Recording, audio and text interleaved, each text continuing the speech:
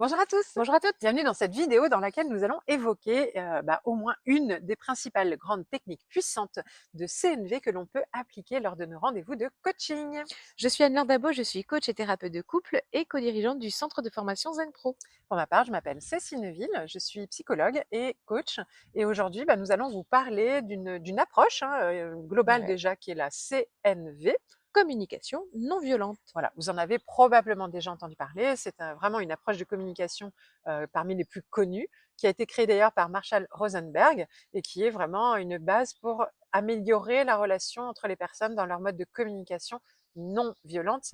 C'est presque un synonyme de bienveillante, mais c'est dans le sens de ne pas faire de mal ni à l'un ni à l'autre, d'où le terme non violent qui est utilisé dans cette approche. Donc, comment on peut s'inspirer de ces méthodes de communication non violente au sein de nos séances de coaching? Déjà, il faut se souvenir de ce petit acronyme Oui, OSBD. yes. Donc O pour observation, S pour sentiment, B pour besoin et D pour demande.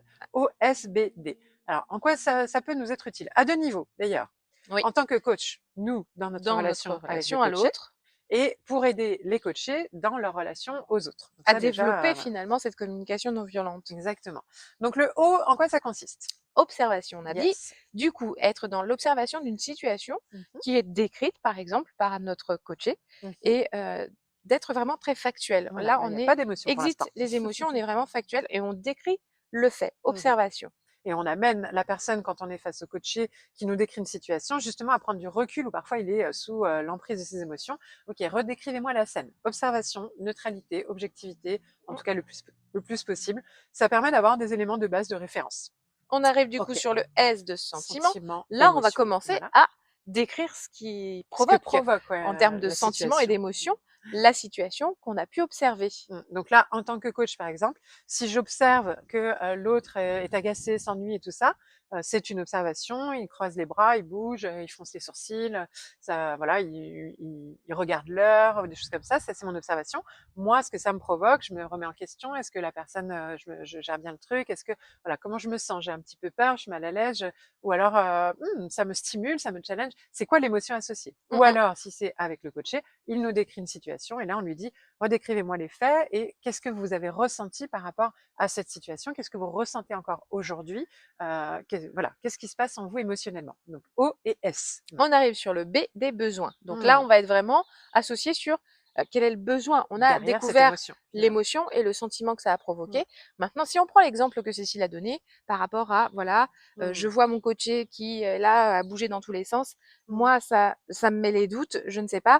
Donc, j'ai besoin D'être d'être rassuré. rassurée Mmh. ou de savoir ce qui se passe. Est-ce que c'est Besoin de vraiment ça, comprendre. Mmh. etc. Besoin de comprendre le corps Besoin de qui parle. Donc, clarification. exactement. Mmh. On est dans, voilà, j'écoute mes besoins Ou en besoin lien d'utilité. avec mes sentiments Et de ce c'est que pas j'ai pareil, observé. hein, ouais, parce Ouais. que si c'est un besoin d'utilité, par exemple, c'est pas négatif pour nous. L'émotion peut être négative, mais c'est le besoin de se sentir utile, alors que dans un autre côté, ça peut être un besoin de clarté. C'est juste besoin de comprendre. C'est pas le même, en fait. Mm, mm. Donc, du coup, selon le besoin, on n'aura pas la même dernière étape derrière, qui est le D, la demande.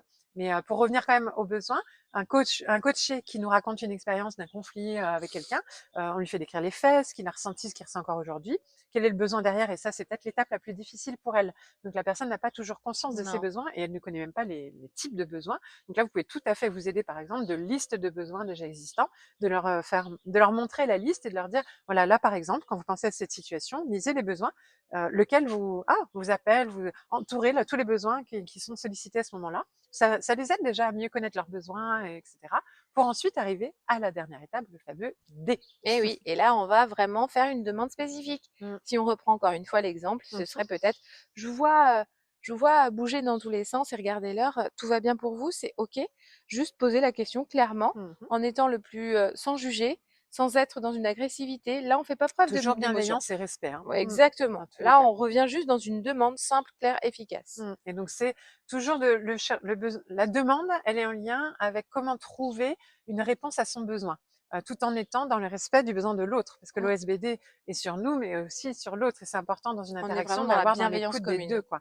Donc quand on travaille avec une personne en séance, c'est de l'aider à se dire, voilà, par exemple, dans votre relation de couple, il s'est passé ceci, vous avez ressenti ça, votre besoin est peut-être un Mmh. besoin de reconnaissance. Comment vous pourriez exprimer à l'autre Votre besoin de votre besoin de reconnaissance. reconnaissance, c'est-à-dire qu'est-ce qui pourrait avoir comme comportement, par exemple, l'autre, qui pourrait satisfaire votre besoin de reconnaissance. Est-ce que peut-être, et la personne là trouve des idées, je sais pas, disons qu'elle, si déjà simplement le soir, il rangeait ses chaussures avant d'aller se coucher, bah, il me reconnaîtrait dans mon besoin de propreté, de Et de rangement. participation aussi, le fait qu'il participe, etc.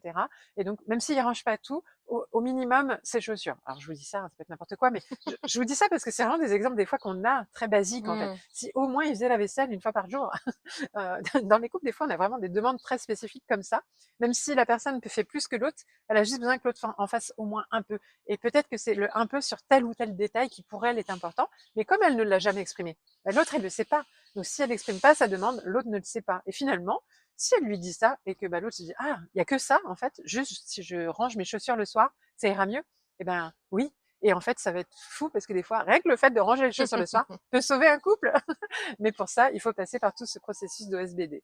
Donc voilà, OSBD à utiliser déjà pour nous-mêmes en tant que coach, à utiliser dans nos accompagnements pour les coachés. En tous les cas, là, évidemment, on est en surface de cette méthode. Vous pouvez aller bien plus loin. On a une formation, les essentiels de la CNV au sein du centre de formation Zen Pro. N'hésitez pas si vous voulez aller plus loin, parce qu'il y a d'autres outils, méthodes et approches aussi de la communication non violente, mais il y a aussi beaucoup d'outils proposés pour vous à utiliser en tant que coach ou professionnel de l'accompagnement. Rappelez-vous, nos formations sont toujours dans ce sens-là, pour que vous puissiez avoir des outils clés en main à utiliser dans vos séances avec des exemples qui soient bien clairs, avec des mises en pratique, de la supervision. Donc n'hésitez pas à revenir nous voir pour découvrir nos formations Zen Pro. En tout cas, maintenant, vous pouvez aussi liker la vidéo, vous pouvez Vous partager, vous pouvez abonner. vous abonner et nous suivre sur les réseaux sociaux, tout Yes. simplement. À bientôt. À très bientôt! Et Zen Pro, c'est bien plus que ça. C'est aussi un centre de formation sur lequel vous allez pouvoir retrouver une formation pour devenir coach et encore d'autres des tas de formations pour découvrir des outils d'accompagnement. Des formations pour vous spécialiser en tant que coach pour enfants, pour ados ou pour parents, et puis aussi des outils comme la PNL, l'analyse transactionnelle ou la psychologie positive qui est notre spécialité.